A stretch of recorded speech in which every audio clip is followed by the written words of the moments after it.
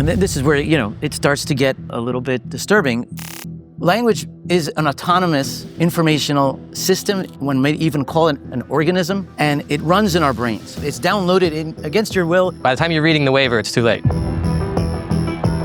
What makes you think your thoughts are your own? According to groundbreaking work by professors Elan Barenholtz and William Hahn, every word you speak comes from an alien intelligence that installed itself in your brain during infancy. Language, they argue, is an organism that uses human minds as its substrate. Elan Barenholtz was interviewed before on this channel, and it went viral. Link is in the description. Professor Barenholtz contends that our linguistic system operates on meaningless squiggles, with no access to the rich sensory world of experience. He believes that LLMs can master language but never feel pain, for instance. Professor William Hahn, on the other hand, who's also been interviewed and it went viral, link is in the description, extends this to virtual machines and software layers. Professor Hahn thinks that consciousness is just one of many programs running in parallel. I was invited to moderate this panel live at the University of Toronto with this event organized by Echo Lopto.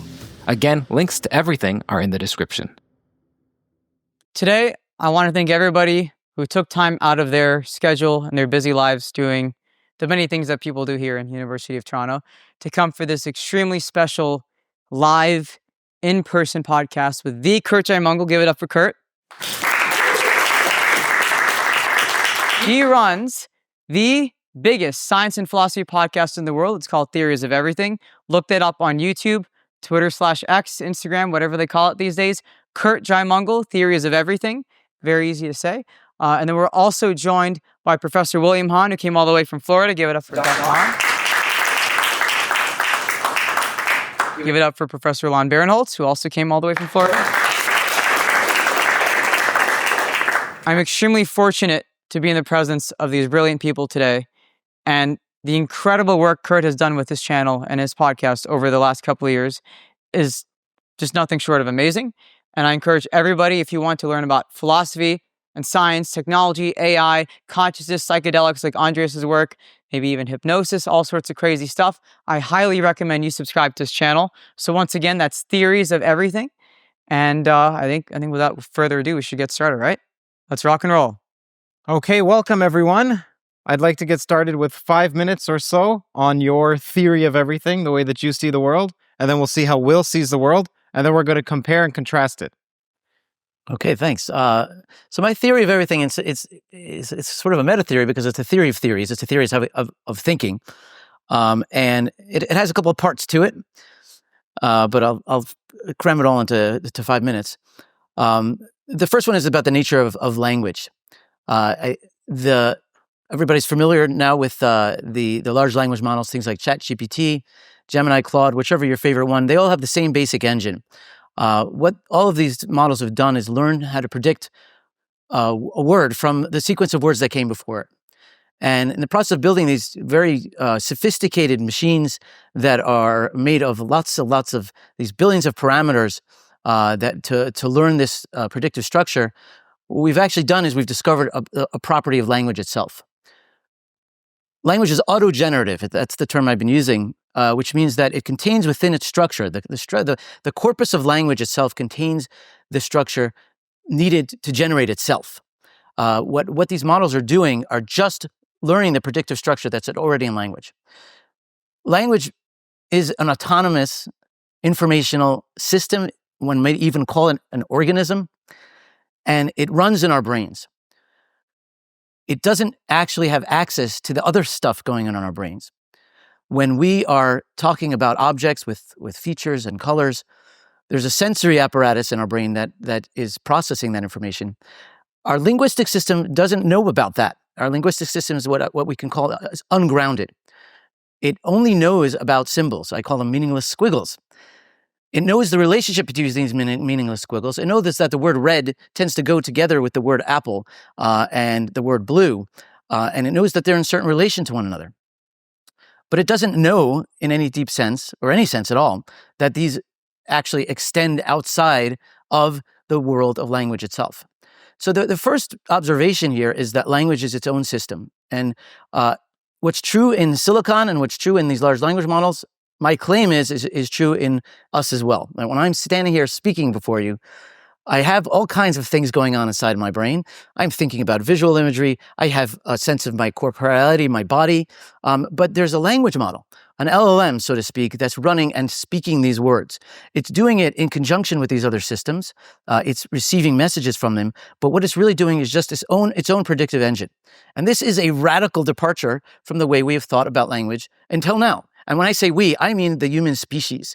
There is something deeply intuitive or deeply unintuitive about this. There's a deep intuition that our language is in concert, is completely embedded with everything else, that when we are talking about things outside of language. So this is a very radical thesis that language has this property, and that it, in fact, what is happening inside of us is it in some ways is an autonomous informational system that isn't actually the same one as the rest of our cognitive architecture. One way to think about this is that culture itself has implanted within us this informational system that's running. And for better or for worse, it is driving a lot of our behavior, but it isn't quite the same thing as the thing that feels, the thing that cares in some ways. So that's part one of the thesis, which you might think, well, that's enough. And indeed, that I think that is leads to a dramatically different, almost existential view of certainly of knowledge and its place in our lives. But there's another piece with this, because not only is language autogenerative, there's something special about the way that the models do this generation. So the models do this thing called autoregression, which is a word you'll hear me say a lot if you hang out with me. And autoregression is this particular way of doing prediction, where what you do is you take a sequence, let's say the sequence, the cat sat on the, you can guess the next word, maybe it's Matt. That's a popular ending, but there's other possible endings to that. So you might say you're predicting what that next word is. What we do in autoregression is you take a sequence and then you produce the next most likely token or a word, we can just call it a word. And then you feed that back into the system, and it's recursive. So let's say it's the cat sat on the mat, and then what? Well, I don't know. And then it got up and it walked around and rubbed against my leg or something like that. This is all a reasonable sequence that could come after the cat sat on the. Now, what these models are doing, and this is a really important and astonishing point, is they are not thinking directly about the rest of that sequence. They are only ever doing the very next word, the very next token, as it's called. My thesis is that we are doing the very same thing. What we are doing in our minds, in our brains, is the same kind of computation. We are simply guessing the next token. And then we're taking that token, when we hear it, it goes back into our own loop. And then we're saying, well, now there's a sequence with another word. The cat sat on the mat. And then what's next? And we say, okay, then the cat sat on the mat and then we say, okay, the cat sat on the mat and what's next? And we do this over and over again. So what's magical about this is that even though we are, the models, I should say, are only doing this next token generation, there's something I call the pregnant present. In the process of guessing that very next token, they're taking into consideration all of the past and also the likely future. It has to project this kind of trajectory. It's like let's say you're doing a dance or you're walking. You have to take the next step with the knowledge that next step is going to lead to a next step. And computationally, this leads to this sort of miraculous ability for these models to plot out very long range kinds of narratives, responses. It can seem like, oh, how could it be only the next token? But yet it is. And what this does is it leads to a possible theory of not only human language generation, but cognition more generally. Because what it provides is a very efficient and simple, elegant theory of what the brain is doing. The brain is computing this function over and over again. It's just computing the function of what's the next cognitive token. Given what's happened right up till this moment and the recent past, what should I do next? Then when you do that, that goes back into the loop and you proceed from there. And so this leads to, in some ways, a radically different view of what cognition really is. It, for example, leads to a completely different perspective of what memory is. Memory is not encoding of sequences. We don't actually have somewhere stored in our brain events that took place or something some fact that we've learned. What we actually have stored is just the capacity to autoregressively generate. If I ask you a question, what did you do last summer? And you say, well, I went to this place, or you start imagining yourself, jumping off of a cliff or something like that. What you're doing, according to this theory, is you're in real time, just in time, taking that question, that prompt, generating the very next output from that, and then running from there. What did I do last summer? Well, and then you continue to generate. And so that really leads to a completely different perspective on what memory is. It no longer is about storing facts. It's about having a brain, just like a large language model, that has these potentialities for facts. I call them potentialities because they're infinite. What does a large language model know? How many questions can you ask it? You can ask it an infinite number of questions, and it can give a reasonable response to all those because it does this autoregressively. It's not retrieving this fact or that fact. Rather, it has the capacity to generate all of these facts. Finally, I'm probably over 5 minutes at this point, we can extend this even beyond language and linguistic responses, but to more broadly to cognition.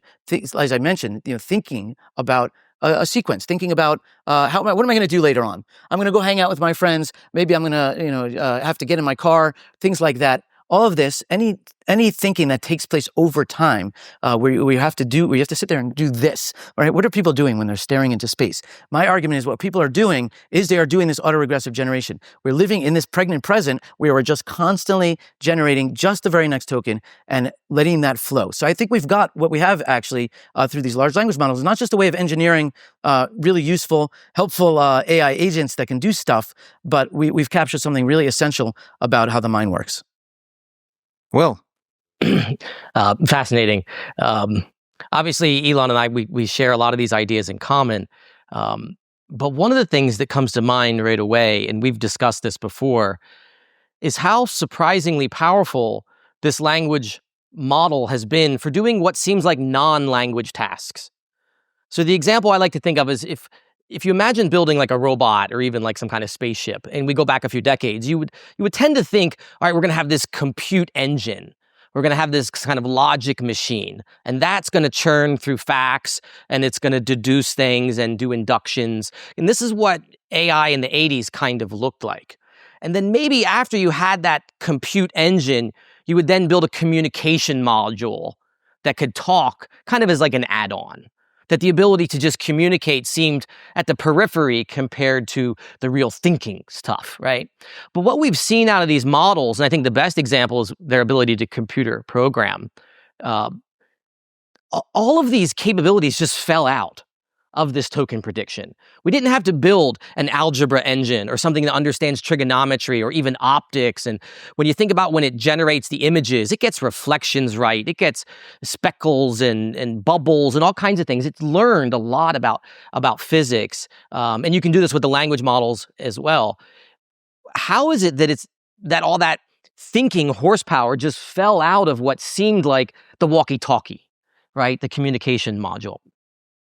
So in a more general sense, I've been thinking about is our brain a computer? Is it a computer-like object? Is it fundamentally a different category? And or is it like the thing that you have in your phone or your laptop? And this has been highly debated for, since Turing showed up on the scene. But I would argue that software, the idea of software, is the most important idea humans have come up with in maybe 1,000 years. Because it gives us a thinking tool. It gives us a token to understand a lot of these problems that previous philosophers and thinkers and cognitive scientists were just absolutely baffled by, and for no fault of their own. Things like the redness of red, or the pleasure and pain experience that we feel, and we wonder why does the vacuum cleaner not have that, and so on. And I think that the real nature of this is we've discovered that we're software. And the more interesting thing that goes with that in the technological world in the past few decades, we've now found out that software is actually more interesting than we thought, right? Alan Turing and von Neumann said, hey, why don't we just put this pattern into the machine and it'll do a complicated process? But as we saw and heard with Levin, it's more subtle than that. You can set into motion something that the Lego blocks themselves have some sort of intelligence. And maybe not at the level of the brain, but maybe like ants, and that they're self-assembling. One of the big things for me was the earlier version of the neural networks that led to this transformers, one of the popular ones was called the LSTM, the long short-term memory. And this is from like 1991. And what's fascinating about that is there's just this kind of this tape, this large vector, and it can do stuff. It's just a language.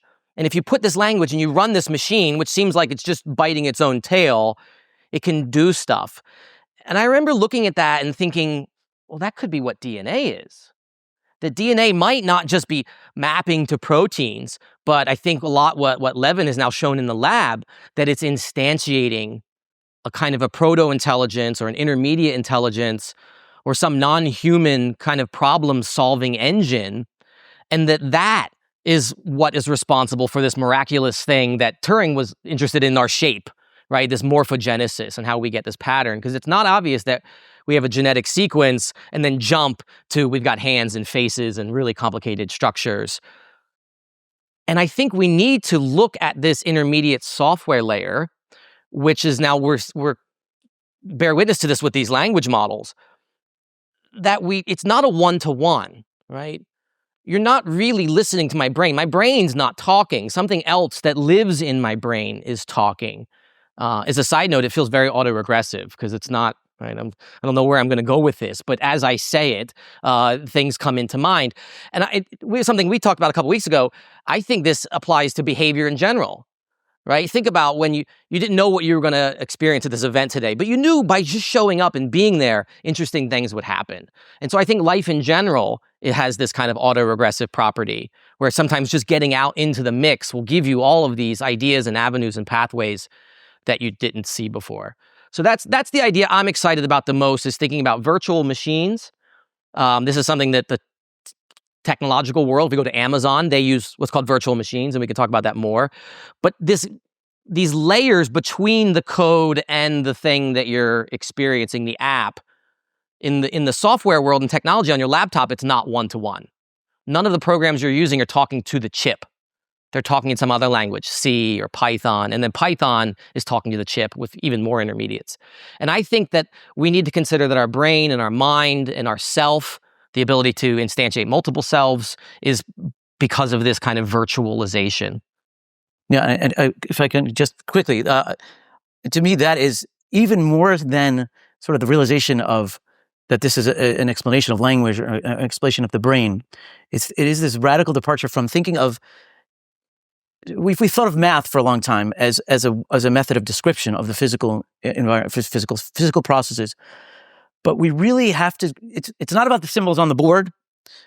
The symbols on the board, in some ways, were an early aperture into the fact that there's this informational life, that there's sort of computation is this. It's a phenomenon. It's that in some ways is mind independent, and what we're seeing now is we're actually capturing some of these things truly coming to life in silicon, by seeing them in silicon, by seeing them take flight, so to speak, outside of their traditional medium. We have to step back and have almost a newfound respect for the informational itself as being maybe more fundamental, as Michael Levin mentioned, right? That our brain is channeling certain informational patterns in this case, and in the case of language, I think it's evident. If you buy that what we're doing is the same thing as the large language models, then there's no other conclusion. Language has its own informational life that plays out in our brains, and then the question is, well, what else, right? What else lives there? What else lives there? Yeah. What else can live there? And what else lives in the physical universe more generally? And it radically changes your entire metaphysics. Right. What do you mean, what else lives there? Well, what else lives in our minds, first of all? What other kinds of, and doesn't need to necessarily be an autoregressive process, but autogenerative processes, what other processes are running themselves at an informational level? I'm gesturing my hands now. I could tell a story about, well, I'm trying to express this or that idea, and I'm doing that by with this gesture, and I've learned these kinds of things, that this is a good way to do that. Or I could tell a story where the informational process is making that happen because it wants to generate the same way that language wants to generate. Language wants to express in some very, very strange but very real way. The trajectory that language takes, it belongs to language itself. Maybe when I'm moving my body in this way, there is a process that's causing that isn't really captured at all by thinking in traditional terms of biomechanics, or even in psychological or neurological terms. It may really be about long-range trajectories through some sort of space. And so what are we, if not a collection, perhaps, of these almost alive informational systems? And then if we potentially extend that outside of ourselves, what is an ecosystem? What is a society? How does physics, and more generally, there seems to be something very sticky about the past. Are these patterns do they have a life of their own? Is the universe alive in a different way than we had really given it credit for? Because we thought very mechanistically about Markovian, this is going to be followed by that. Well, no, there's much more richness. Again, it's this respect for the richness of computation in a way that it changes everything. Just a moment. Don't go anywhere. Hey, I see you inching away. Don't be like The Economy. Instead, read The Economist. I thought all The Economist was something that CEOs read to stay up to date on world trends. And that's true, but that's not only true. What I found more than useful for myself personally is their coverage of math, physics, philosophy, and AI, especially how something is perceived by other countries and how it may impact markets. For instance, The Economist had an interview with some of the people behind DeepSeek the week DeepSeek was launched. No one else had that. Another example is The Economist has this fantastic article on the recent dark energy data, which surpasses even Scientific American's coverage, in my opinion. They also have the chart of everything. It's like the chart version of this channel. It's something which is a pleasure to scroll through and learn from. Links to all of these will be in the description, of course. Now, The Economist's commitment to rigorous journalism means that you get a clear picture of the world's most significant developments. I am personally interested in the more scientific ones, like this one on extending life via mitochondrial transplants, which creates actually a new field of medicine, something that would make Michael Levin proud. The Economist also covers culture, finance and economics, business, international affairs, Britain, Europe, the Middle East, Africa, China, Asia, the Americas, and of course, the USA. Whether it's the latest in scientific innovation or the shifting landscape of global politics, The Economist provides comprehensive coverage, and it goes far beyond just headlines. Look, if you're passionate about expanding your knowledge and gaining a new understanding, a deeper one, of the forces that shape our world, then I highly recommend subscribing to The Economist. I subscribe to them, and it's an investment into your intellectual growth. It's one that you won't regret. As a listener of this podcast, you'll get a special 20% off discount. Now you can enjoy The Economist and all it has to offer for less. Head over to their website, www.economist.com/toe, TOE, to get started. Thanks for tuning in, and now let's get back to the exploration of the mysteries of our universe. Again, that's economist.com/toe. Again, it's this respect for the richness of computation in a way that it changes everything. But I would suggest that previous cultures or older civilizations were very aware that the world was sort of embedded with this intelligent substance and this sort of pervade, everything. And then that was sort of responsible for the complexity we see in forests and animals and human beings and so on. But it just, real quick, it reminds me of this idea of cellular automata that Wolfram really popularized and did all the great work in. That he kind of just showed that if you have graph paper and very simple rules, you can kind of see this ocean of this primordial soup kind of bubble up, where you get non-trivial, very interesting behaviors out of what seems like as simple a system as you could possibly make it. And I would argue that our brain might be like that. It's way more sophisticated than graph paper, but it has all the properties that graph paper has. And so if we show that these simple things like game of life or the Wolfram automata can spin out these patterns and patterns that make other patterns and so on, maybe our brain or even our entire body or all biology is more like a substrate where these informational beings, I like this term I came across actually some religious terminology, spontaneities. Because that really captures this idea that like nobody put them there, they just showed up, But now they're off to the races and they're doing their own thing. And I think that words might be like this, especially the early proto-language were very much earworms. They might have come from language of the birds. I heard a beautiful mockingbird last night. And if you can imagine hearing that for millions of years, that would do something. Elan, help me understand what's new about your model. Now, I don't mean, Wittgenstein said this, 1952. I mean, you're saying, other than this fancy word, autoregression, okay, you're saying that people are thinking in terms of a sequence, in terms of something that comes next. So when we're in the flow state, we're present and we're thinking, what are we going to do next? And when we're planning, even if we're planning for the future, we're thinking in terms of, well, what am I going to do 1 week from now? And then how does that affect what I'm going to do 2 days from now and then 1 day from now, et cetera? It's always one step ahead. So what's new here? Well, what's new is that we actually have an architecture and an example in which we can see that the entire the capacity to do long range thinking, the capacity to live, so to speak, in well, at least in an informational space, linguistic space, can all be compressed into this single functional behavior, namely next token. We didn't know that before. There was no example of anything like this that had this kind of informational richness that did stuff that was based on such a radically simple and elegant kind of formulation. What's new is we've got a theory of the brain, a theory of cognition generally, that people might have pointed to in some, in fairly vague terms, but that we can now build. What's new, actually, it's not what's new is not something I developed. It's the existence of these large language models. The large language models lead to the new epiphany that this is in fact perhaps how cognition works. And so we have a novel framework, and it leads to a very, very different perspective of thinking about classical cognition. So if you want to know what's new, for example, there's the classic view of memory is the storage retrieval kind of model.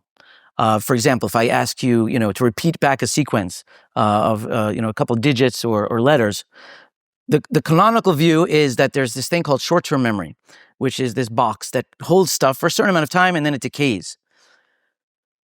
According to the autoregressive model, let me just add. Then there's this other thing called long-term memory. What's that? Well, it's another box.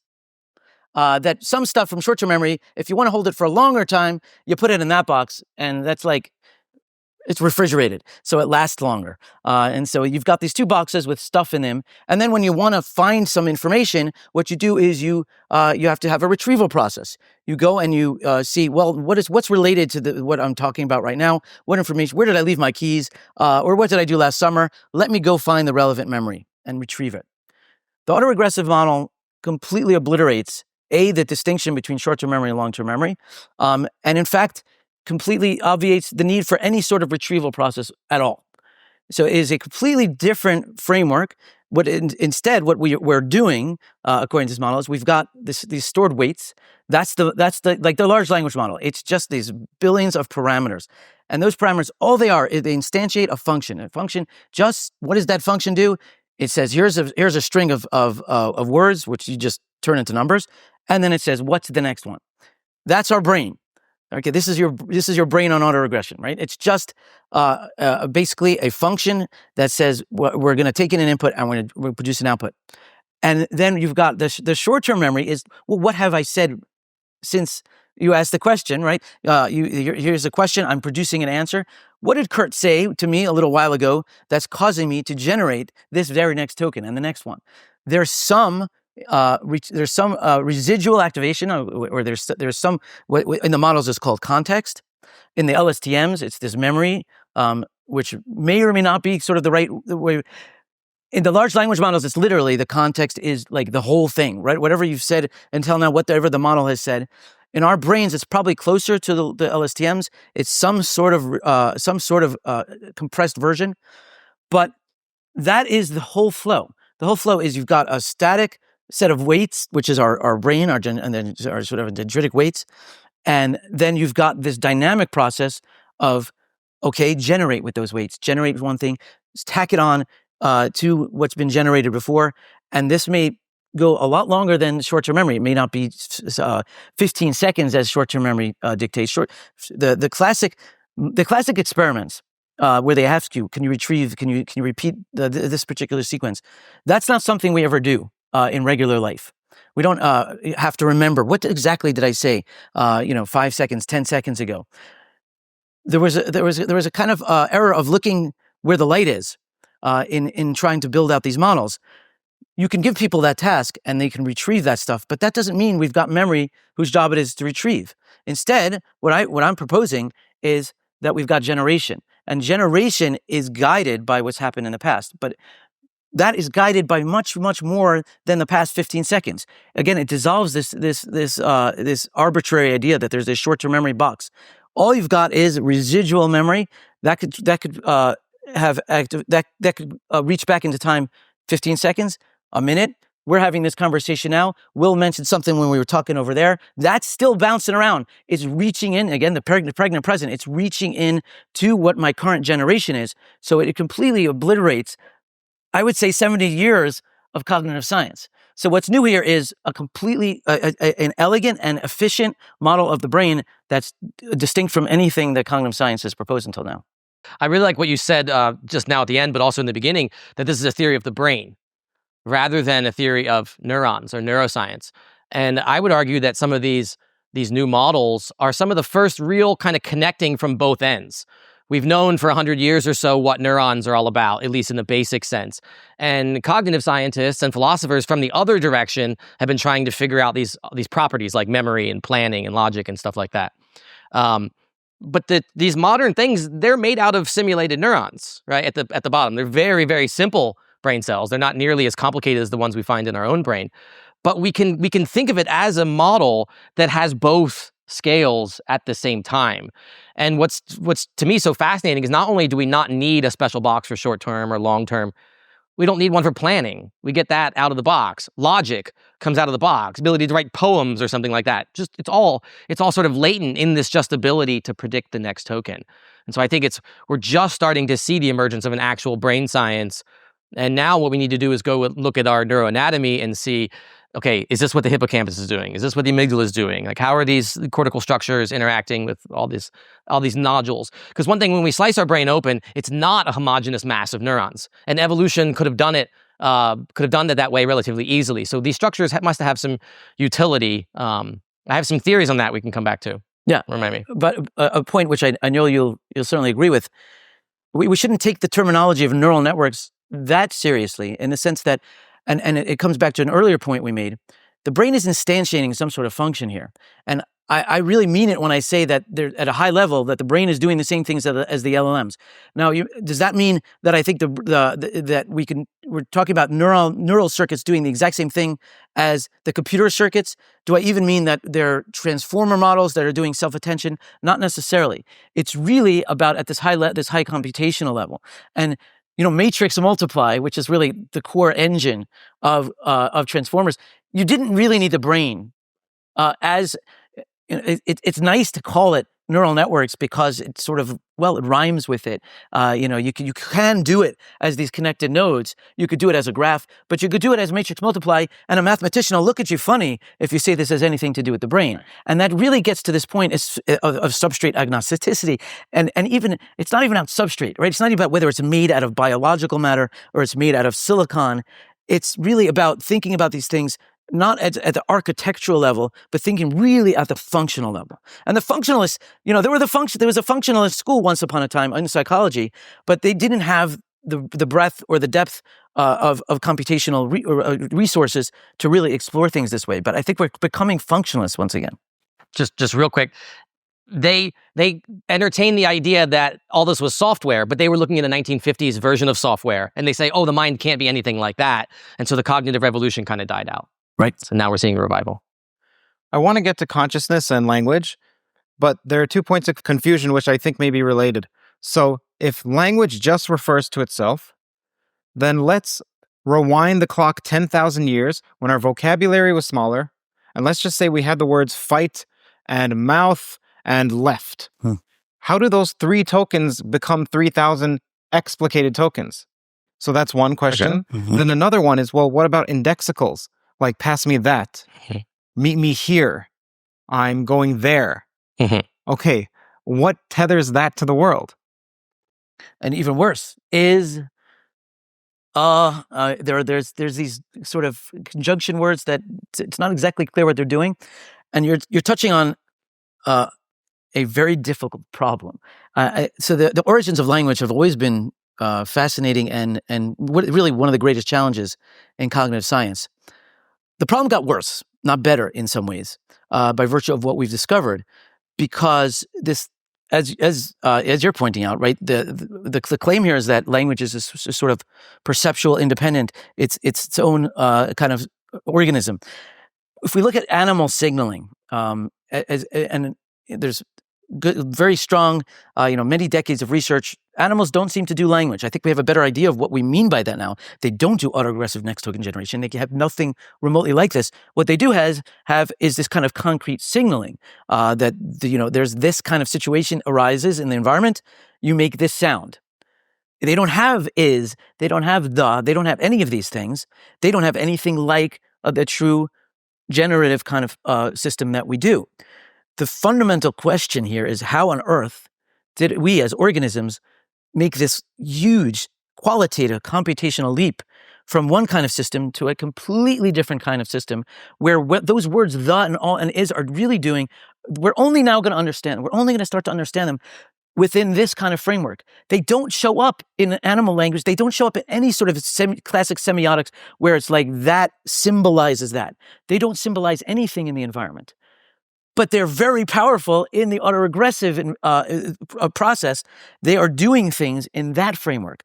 And so I think there's an incredibly deep mystery here as to how language sort of jumped from what was presumably a purely kind of correlational associationist system of this environmental stimulus, and I'm going to make this sound, or I'm going to make this, or release this pheromone, or whatever it is that animal communication consists of, to a stimulus independent, computationally autonomous system that of course interacts with that other thing, but is in many ways divorced and autonomous from it. And so I don't have an answer to that question by any means, but I think we have a refinement of the question. Where did language come from? It's now not just a question of how did we develop such a sophisticated signaling system? How do we have so many words for so many things and we're able to put them together in novel ways to express new things? It's how did we develop this autonomous generative system? It's a very different question than even sort of the Chomskyan question of origins of language. You're not going to get it from a simple genetic kind of a mutation or something like that allows for more higher expressive communication abilities. It's not even communication. It's autogeneration. And so it's not an answer to the question, but it is a respect for the fact that the question is extremely deep. I don't know where language came from. I have very strange thoughts about it now. It's similar to the conversation we had with Michael Levin. There's patterns in the universe that have found their ways into our brains. That are much, much richer than we could ever have imagined. They're just spectacular. They are far greater than anything that if you take the greatest scientists and the greatest engineers and lock them in a room for thousands of years, no one could have come up with anything remotely like language. Maybe they could have come up with a brilliant communication system based on the standard symbol, representation, but nobody could have come up with this. Where did it come from? So it makes me think of a few things. One, this idea that at one point there were like 5 words. And I don't think it would have ever been like that in a sense. Because I think we have to remember that there's this analog and digital component. I can say hello or hello. It's very different. I said the same token, but I had this analog kind of background layer to it. And so I think early on we need to think how that emerged first, and then how that morphed into the thing where we have strict things. But I came across 2 things recently. One, it was talking about Shakespeare and his signature. And they have like maybe 30 or 40 versions of his signature, and they're different. He never signed his name the same time. And so why do we even say that's his signature? And another interesting thing I came across from a few hundred years ago, they found a letter, and the letter was talking about rabbits. And this one particular letter used the word rabbit, I think at least 24 times in one document. It was spelled differently every single time. How? Like, I'm a bad speller, but at least I'll just make up something and then maybe be consistent. So the idea that words even have a particular spelling, that's what we mean by that word, I think is a relatively modern concept, which doesn't really make any sense to me. And another thing that comes to mind is I would argue that language, as we know it now, this autoregressive, very sophisticated kind of software thing, probably didn't evolve out of like even small groups like tribal groups or villages. I think this would have emerged at the city-state and the empire level, right? Ancient Sumer, things like that, where you had thousands of people working in cooperation, because then you get this kind of externalized memory where the words are floating around, right? You hear words that no one you know even knows that word. Like, oh, that's a new word to all of us, for example. And so in like kind of a city environment, you would get that language is something else. Are you thinking of a particular city, perhaps? Yeah, maybe, right? But then just also the other thing that comes to mind, I really believe in this kind of apprenticeship from the animal kingdom. I really think the language of the birds and animal calls, and we tend as modern humans to think, oh, well, they're just making noises and they don't actually mean anything. And I haven't done this, but I had the thought of like, try it. Try to learn a bunch of animal calls. Try to learn a bunch of bird songs. And I would think this is going to fundamentally change your brain, and it might start to make sense in a way. So you think we're not giving nearly enough credit to animal communications? We have a very narrow straw that we're sipping. We kind of just we downloaded that first, and that was kind of like Windows 1.0, right, which no one ever saw. And then later we get the upgrade, and we're like, oh, that's that. We were animals too, and we were also grunting and we still do. Right. We still do. So this brings up another idea of bootstrapping, but I want to come back to that. So hello and then hello actually can be tokenized differently if you put an exclamation point in front of hello. That's a great point. Yeah, the token. Or I think the next generation of models are going to just be listening to the audio of YouTube and listening to the radio and stuff like that, watching archived television. And then they will get kind of both the analog and the digital systems at the same time. The new voice models, I don't know if people are using those. I used... for GPT, I started using one of the voices, and my wife said, don't use that anymore. It sounds a little too good. And it really gets prosody.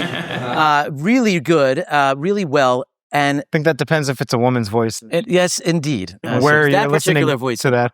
Exactly. Just huddled away in the corner. Like you're spending a little bit too much time with GPT. Why is the door closed? What's your next token? So the prosody that's in these things is actually extraordinary. And the prosody is just like sort of the sing-song version of it. And I'm confident, I've looked into it, but they don't share. It fell out. AI doesn't tell you anything. OpenAI, they left. That was a joke from the beginning. I think they almost meant it as a joke. And so we don't really know how they're doing, but I'm going to guess it's using the exact same. If I would argue that it falls out. It falls out. Yeah. But it falls out in conjunction with meaning of language itself. Right. And so prosody has its own meaning and probably preceded the kind that we call words. And so words probably bubbled up as a more strict version of prosody or something like that, right? Maybe it began as closer to something like music or something like that. It reminds me of what Levin mentioned with this idea of sharing stressors. And then this kind of makes a community.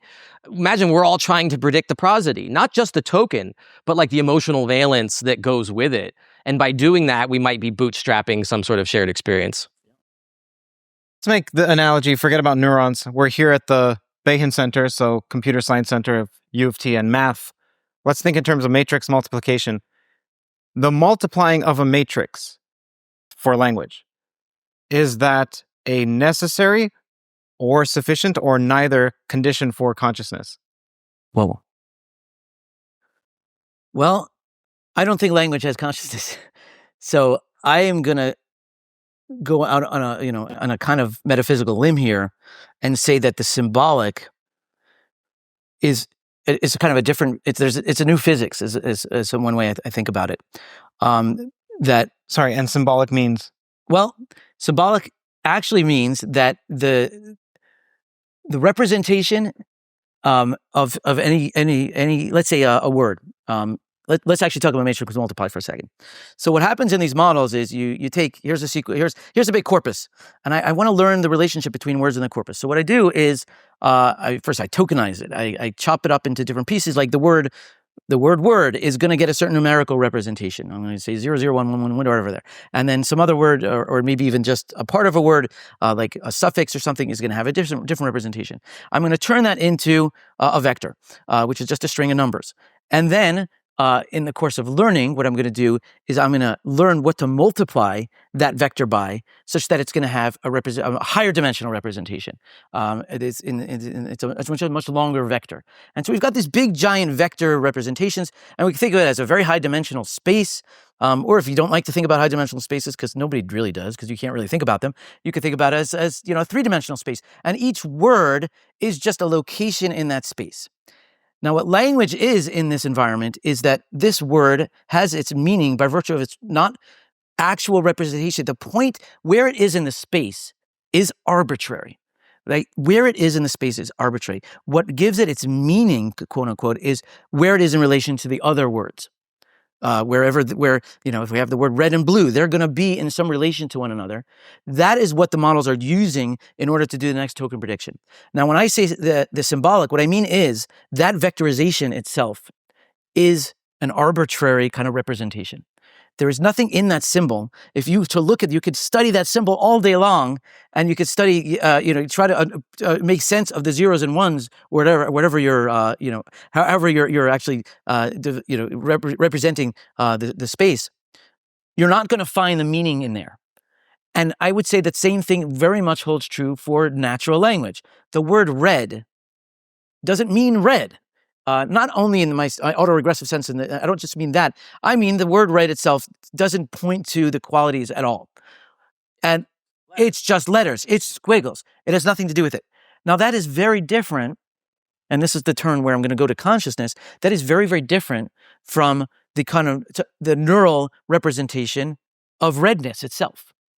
Redness in my brain, the kind that I think gives rise to what we call conscious experience, is red and blue actually really have true mathematical relations to one another in the representational space. There's something happening between the wavelengths and the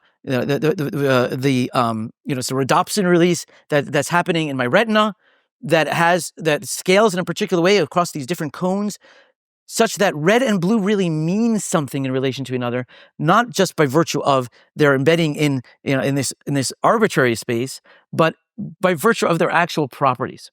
And so the symbolic, I believe, doesn't give rise to consciousness because it doesn't in any way instantiate these properties of the physical universe.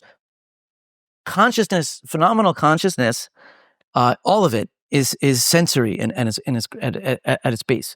You can't imagine another kind of consciousness besides something from the physical universe impinging on your sensory system. It could be visual, it could be auditory, it could be tactile, it could be your own body, your proprioceptive, it could be a sense of where you are, of your movement through space. All of these things are ultimately a continuation, not a representation, but a continuation of the physical universe. Those patterns that are in the physical universe are simply rippling through our nervous system. Language breaks that. Language turns things into arbitrary representations, symbols. And I think that symbols do not have the quality. They don't have the quality that sensation and perception do. And so I don't think that the matrix multiply, I think the matrix multiply in the case of language, we lose that. I think that it actually is, it's pushed off into a different metaphysical space, so to speak, where there is no consciousness. I don't think large language models are conscious. I don't think there's any possibility of them being conscious. They cannot understand what redness is because they have no access to the analog space where these kinds of relations exist. Interesting. When I think of consciousness now, it reminds me of this virtual machine idea that we were trying to find consciousness in the brain and say, where in this, bucket of meat do we get this magical experience?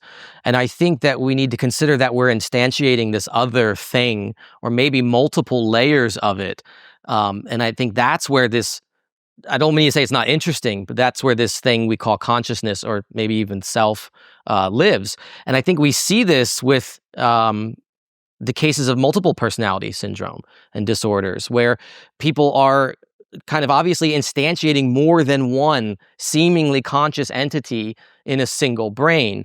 And so to me, that suggests there's not a one-to-one mapping. It's more like you have a phone, you have apps on that phone. And when we think about consciousness, we are one of those apps. I think it was installed in us by our parents. I don't think it would just naturally emerge. And I think we're only now just discovering kind of the large distribution of consciousnesses on the planet. One thing I'd love to pick your brain about is sort of things like aphantasia or inner monologue or not inner monologue. And what I think is really fascinating is these kind of emerged as interesting topics of conversation relatively recently with the emergence of internet forums. Because as you might know, psychology experiments are very expensive, and usually the number of participants is like 10. Or 20 or something like that. But in the last decade or so, we see now 50,000 or 100,000 people communicating on one forum, and they'll ask a question of like, when you close your eyes and you think of an apple, what do you see? And half of the respondents will say, oh, I can see a red shiny apple, I can see it on the tree, and there's the light shining on it, maybe there's a little green leaf. And the other half, it's very kind of evenly split, say, I don't see anything at all. What do you mean that you see something? And the same conversation happens with inner monologue. Do you talk to yourself throughout the day? And again, you get this conversation split where half the people are like, yeah, of course I plan my day and talk to myself and think. And the other half says, you hear voices? It's just very, very strange. And I've met very high functioning people that don't have visual imagination. That doesn't make any sense to me. I know a fellow who says he has neither. And I said, well, what do you do when you're thinking? Mm-hmm. And he says, what do you mean? I just think. And that was his answer. Right. So I actually... How does that work in your model? I don't know how it works at all, but it's a very fair question. Is he a counterexample to your model? So my suspicion... All it takes is one counterexample to disprove a theory in math, at least. It won't disprove it at all, because here's the thing. There's the doing it, and then there's the ability to observe yourself doing it. And so it may very well be that people are running some sort of process, a very similar process, but don't have this extra meta-awareness of the fact that they're doing it. It may very well be there are angels and watermelons around us. But the truth is, it's actually not essential to any of this theory, right? The language models themselves don't hear themselves think. You don't really need that. That's sort of a weird feature of our brains, something Will and I have talked about quite a bit, is that we not only do we produce sort of the flow of thought, but there's somebody watching at the same time, and that's observing it. That's not necessarily a given. It is phenomenologically true. People will report that they have it. I don't know how essential that is to being able to, and I think, I don't know, I'm not up on, and I have to, because people ask me this quite often. I'm not up on the current research. Like, do we see in aphantasics or non-inner monologue folks, like when they have to think about something, is there time, is the time that they take to think about it radically different from the time that it takes people? Or the class of problems that they can solve. Because it doesn't seem to be exactly. It seems to be the same set of problems that these people can solve. And so the fact that they're so behaviorally similar means either that it's sort of epiphenomenal, the fact that we hear the inner monologue, or that I'm dead wrong, and then that it's just that's an illusion. That the inner monologue isn't even really part of the way we think. I don't know, but it's certainly a very interesting question. But it is. I would push back and say that it's not entirely clear why we have to hear our own thoughts at all, even if they're being generated. It reminds me of the idea that language might be a double-edged sword, that it might be sort of the best and worst thing that ever happened to humanity. I often refer to it as a divine parasite, in that it's a good thing, but it sort of took over us. In that, if you know language, right, I can easily just mind control you. I think we're going to see some amazing examples of that, some real examples of that later. But I could just say something like, you're now thinking about your breathing. And you're going to be like, oh, I don't want to pay attention to that. But I put that in your head. And the fact that you're an English listener, you might be thinking that now. Or the famous one, don't think of pink elephants. And it's like, too late. So there's this idea, going back to the Tower of Babel, that there's sort of this danger in having a shared language. And maybe this distribution of inner monologue and not having it is a way of kind of curbing that problem. And then this is where, it starts to get a little bit disturbing. If you think about language not as being even a communication system, but an operating system. And what language is meant to do is to make people do things. And it is this shared cultural artifact. It doesn't, it's let's face it, it's downloaded in against your will without, you don't sign a waiver before you sign up. It's too late. By the time you're reading the waiver, it's too late. Yeah, you don't get to click, permission to right, exactly. And so, every baby from before they're born in utero is already being conditioned, and language is being downloaded into them. And now we know, in a way we didn't know before, that it is this kind of its own self-running system. It's a product of society, not of any individual, and it's a product that society didn't design except in an emergent way. People didn't, we don't think. I don't think either of us thinks that, a bunch of, very clever people got together and said, how are we going to control the populace? We need to design this system that's going to run in them. And it's far stranger than that. But yet at the same time, it isn't really of us individually. It is society. And so things like beliefs, society itself, it's built up of all these notions that are language dependent. And they're running in us, and they make us go. You get up in the morning because you got to go to your job, because you got to make money, because you have to have a certain degree of prestige in the world, and you're gonna have to, one day you're gonna get older, and all of these things. Animals don't know any of these things, right? Who put these ideas in our minds? Well, forget about who, but how. And the answer is language. And so there is this thing that's in us, but not really of us, that is running, and it's driving most of our behavior. Those are the things we do. Who's familiar with this idea of jailbreaking a language model, right? So there's things they won't do or don't want to do, but if you're very clever about how you ask for it, you can get it to kind of leak out that information. Are we subject to that same kind of vulnerability? And I would suspect and suggest that we are, and that we need to be aware of this kind of prompt engineering or prompt hacking is probably something that's been happening since the beginning of civilization, but we didn't have any kind of meta awareness. And I think the most interesting thing in development about these AI models in general is how they're going to affect our mind, how they're going to change how we think about our language, our words, our cognition, our place in the universe. They're giving us this, it's not quite a magnifying glass. I call it the macroscope, because it's showing us the big picture all at once. And there might be a terrifying view that it's opening up. Even more potentially disturbingly, we now that we've captured not just language, but in some ways culture and thought in a system that we can manipulate and test. Mm-hmm. Doesn't that potentially give people, and maybe even people with ill intent, the opportunity to see what's effective in changing minds, what's effective in manipulating people's thoughts? That's a really great point you bring up, because now that you have a sort of a simulated person in a jar, you can test it. You can sort of A/B testing, right? Will they respond to this? Will they respond to that? And kind of simulate the attack 1,000,000 times and then go test that sentence out. This is what scammers do. When they finally get people on the call, they have a script, and that script is very honed in. They've evolved that script over years, potentially, and the ones that get the scam, that determines the script that survives. So in that same kind of thing, are we susceptible to those kind of, and are they just spontaneous? Is a lot of the things we see in culture, these spontaneities, these scripts that take off and go viral, and we communicate them, but we're actually hacking each other in ways we don't really understand. But now we can run, it's, as you said, it took years to develop. And, the car salesman and all of that. Yeah. These have been honed over, many, many generations. So now you can do it at high speed. Now we can do it at high speed. Yeah. In silicon, boom, Mm-hmm. run the experiment. And you've just tested out 100,000 customers under these varying different conditions. Is this a good thing? Or is this an information hazard? Is God just a token?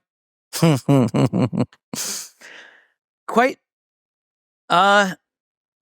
When you say just a token, so let's have respect for these tokens, right? Because what they really are these, almost like informational angels or something that do all this stuff within the larger context, not only in language, but in our behavior, in the ecosystem, the larger social ecosystem.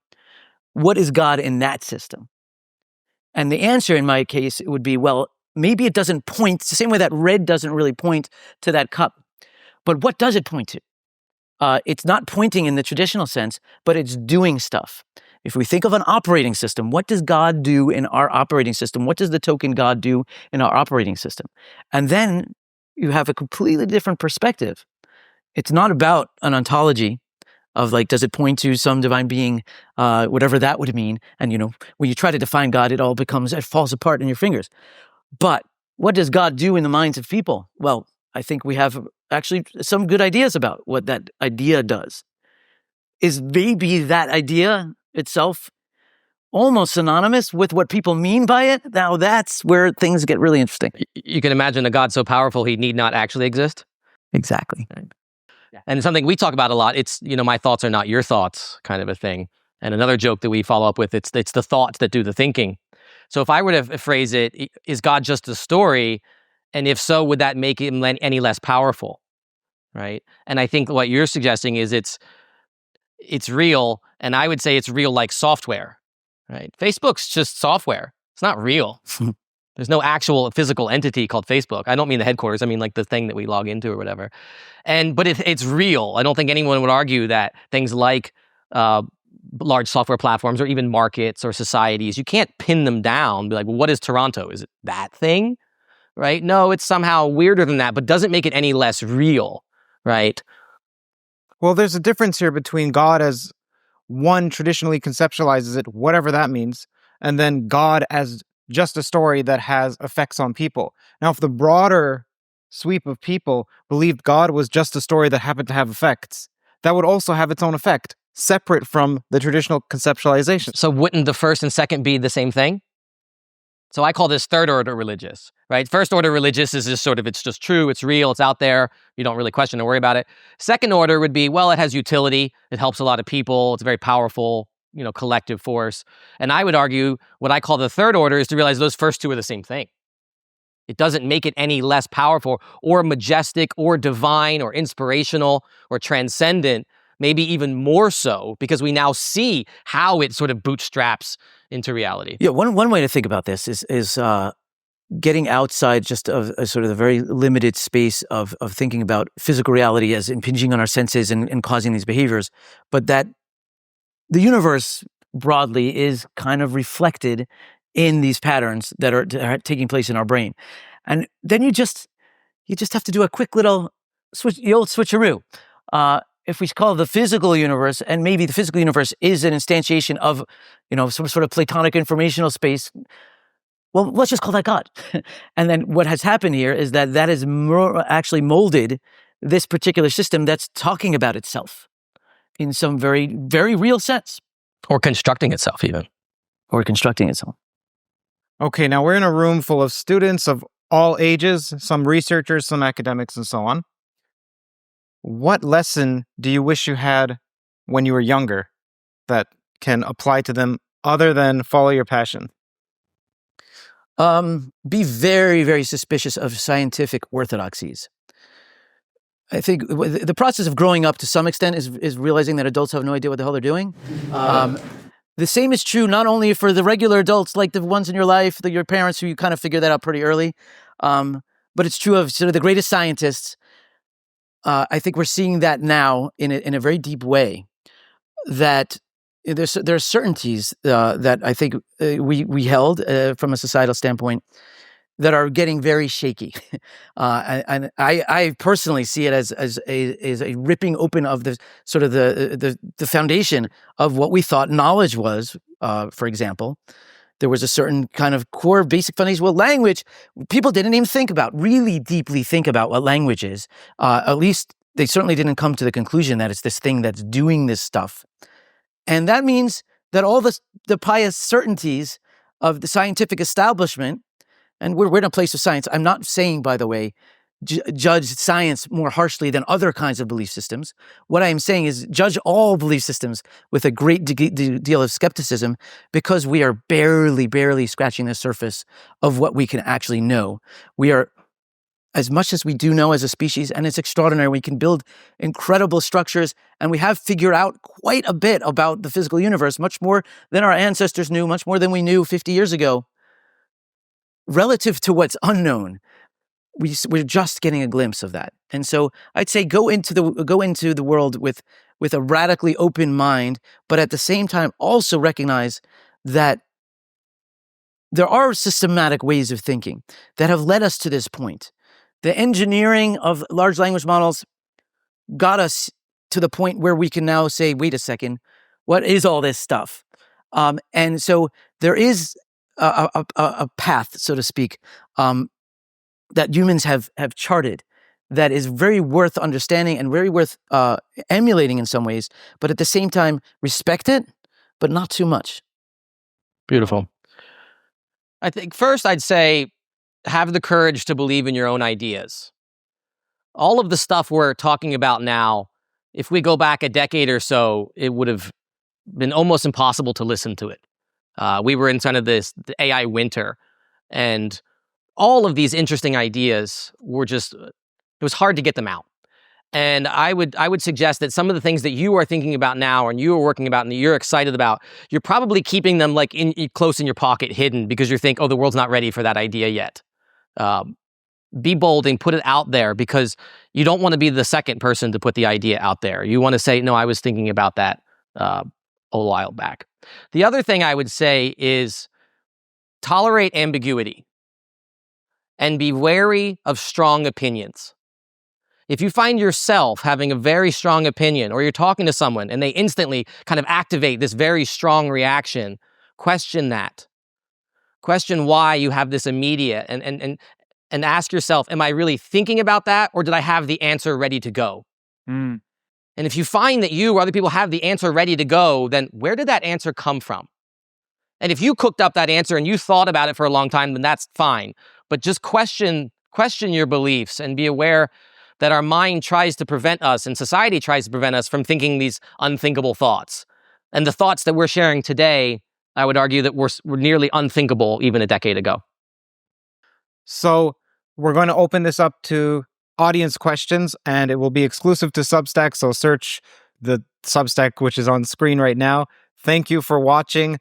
And you have a Substack as well, correct? I haven't put my material on it, but I have stuff that I'm going to be posting. We'll place those links on screen. Thank you. Okay, we're now at the end of the Q&A with the audience. And if you liked the regular interview, this far surpassed it. The audience grilled these two. So again, that's Substack. You can search my name, Curt Jaimungal, and you'll find it.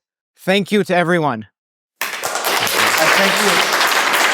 Thank you to Elan. Thank you to Will. Thank you to Addie for putting this on. Hi there, Curt here. If you'd like more content from Theories of Everything and the very best listening experience, then be sure to check out my Substack at curtjaimungal.org. Some of the top perks are that every week you get brand new episodes ahead of time. You also get bonus written content exclusively for our members. That's CurtJaimungal.org. You can also just search my name and the word Substack on Google. Since I started that Substack, it somehow already became number 2 in the science category. Now, Substack, for those who are unfamiliar, is like a newsletter, one that's beautifully formatted. There's zero spam. This is the best place to follow the content of this channel that isn't anywhere else. It's not on YouTube. It's not on Patreon. It's exclusive to the Substack. It's free. There are ways for you to support me on Substack if you want, and you'll get special bonuses if you do. Several people ask me like, hey, Curt, you've spoken to so many people in the fields of theoretical physics, of philosophy, of consciousness. What are your thoughts, man? Well, while I remain impartial in interviews, this Substack is a way to peer into my present deliberations on these topics. And it's the perfect way to support me directly. CurtJaimungal.org, or search Curt Jaimungal Substack on Google. Oh, and I've received several messages, emails, and comments from professors and researchers saying that they recommend Theories of Everything to their students. That's fantastic. If you're a professor or a lecturer or what have you, and there's a particular standout episode that students can benefit from, or your friends, please do share. And of course, a huge thank you to our advertising sponsor, The Economist. Visit economist.com/toe, TOE, to get a massive discount on their annual subscription. I subscribe to The Economist, and you'll love it as well. Toe is actually the only podcast that they currently partner with, so it's a huge honor for me, and for you, you're getting an exclusive discount. That's economist.com/toe, TOE. And finally, you should know this podcast is on iTunes, it's on Spotify, it's on all the audio platforms. All you have to do is type in Theories of Everything and you'll find it.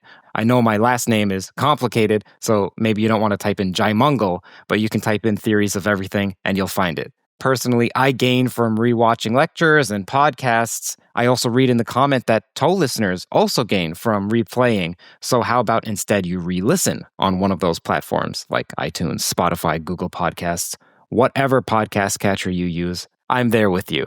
Thank you for listening.